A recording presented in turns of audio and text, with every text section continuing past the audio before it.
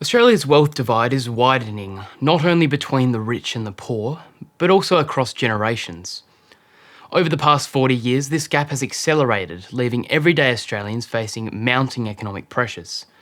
In today's video, we'll break down the roots of Australia's socio-economic and generational wealth disparities, explore their real-world consequences, and discuss the potential solutions.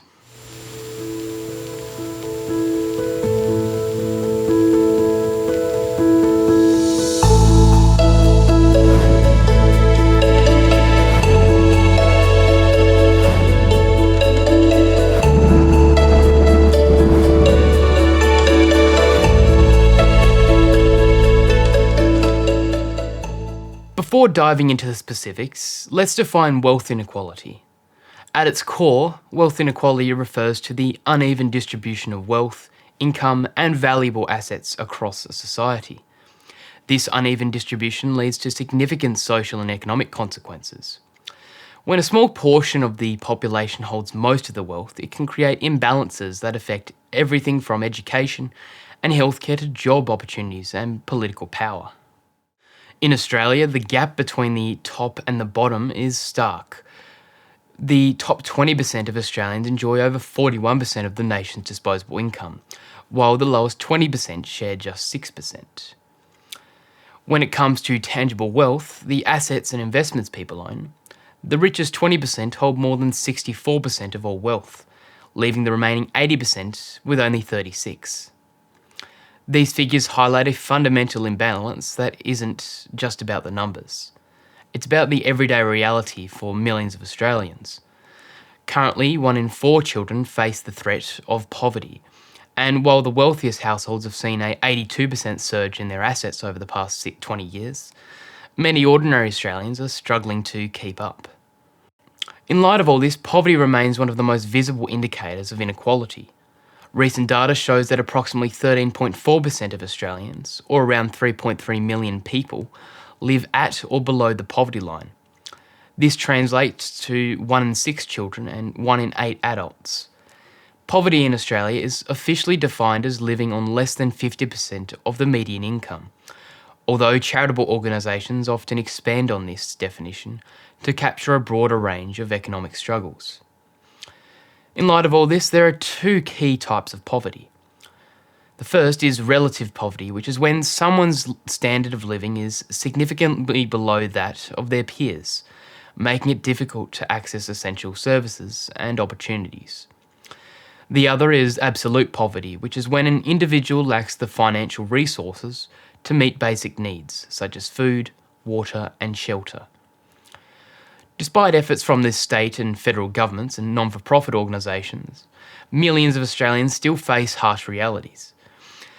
The situation is likely to worsen as unemployment benefits lag behind the cost of living.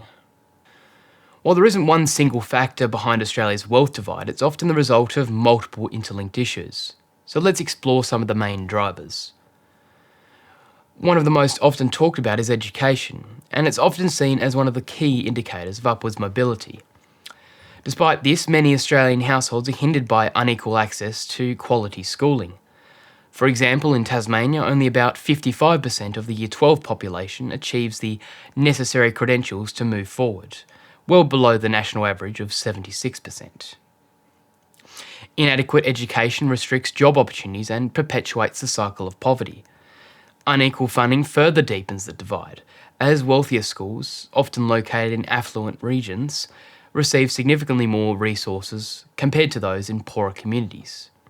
The other issue is ineffective taxation and fiscal policies. Tax policies play a critical role in shaping income distribution. Australia's reliance on regressive taxes, such as the goods and service tax, disproportionately affects lower income earners, while higher earners are less impacted. Recent changes like the Stage 3 tax cuts under the Albanese government provided relatively small benefits to low-income earners, while giving a substantial windfall to higher earners. Critics such as Gary Stevenson argue that policies favour the rich and wealthy and undermines efforts to close the wealth gap. The third issue is inflation and the declining value of money since 1966. The purchasing power of the Australian dollar has plummeted by over 96%, while the amount of money in circulation has ballooned. The average Australian savings have not kept in pace with inflation.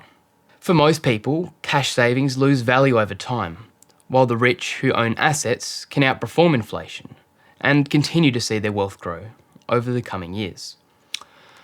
Wage growth has also stagnated, failing to keep up with the rising cost of living, effectively pushing many back into conditions reminiscent of earlier economic downturns. While some argue that a certain level of inequality can drive innovation and incentivise hard work, the disadvantages are severe and multifaceted. Some of the costs include increased poverty rates, social unrest and reduced social mobility, greater unemployment and underemployment, and concentration of political and economic power.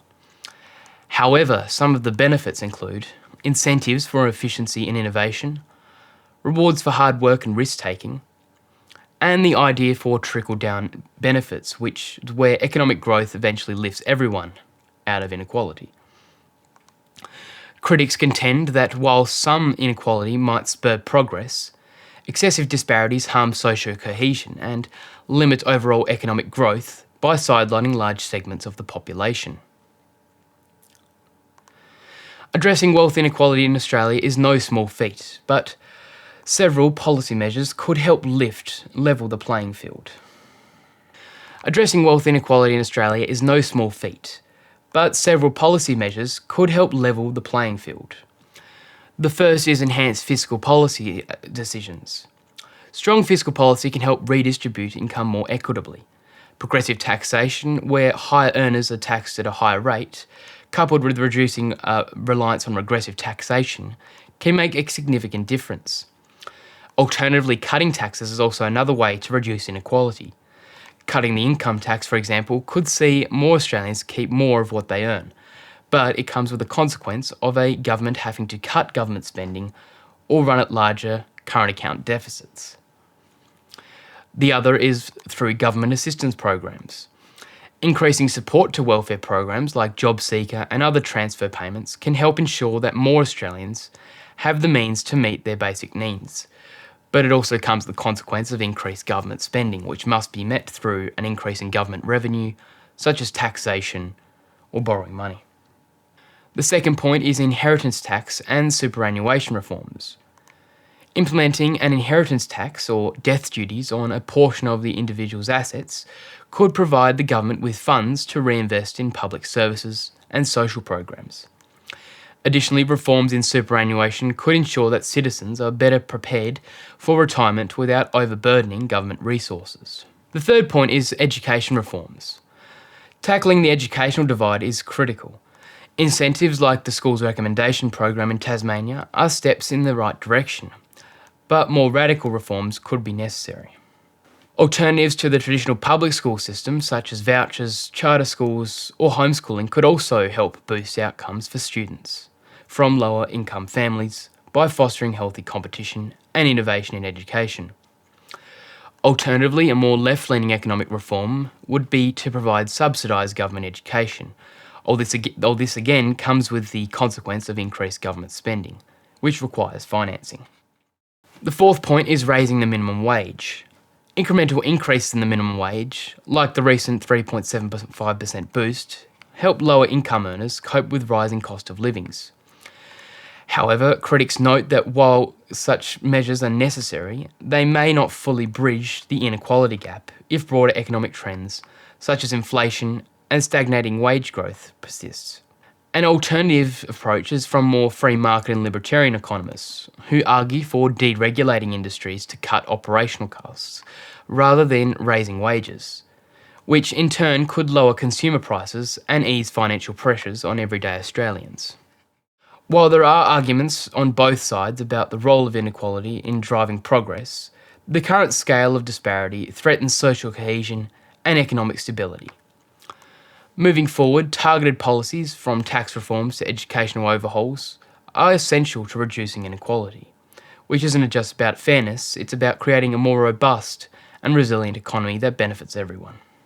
Thank you for watching this video. If you've enjoyed our content, consider subscribing and ringing the bell so you can keep in the loop regarding the important news stories from the world and around Australia. We're also pleased to announce the release of our 6th edition of the Snapshots newsletter. This edition highlights significant global headlines, as well as major news from Australia and beyond. You can access for free in the link down below. Lastly, I'd like to thank our regular supporters and the team for making this video possible. Your support is crucial, and if you'd like to help, consider buying us a coffee, our merchandise, or purchasing a premium membership. I'd also like to mention that we've reached our fundraising goal for our election broadcast, surpassing it by over 235%, with some donors raising at least $1,000. So I'd like to say thank you to all of you who've contributed to help make this project a reality. Once again, I'm Heath Clark, thank you for watching, and I'll see you in the next one.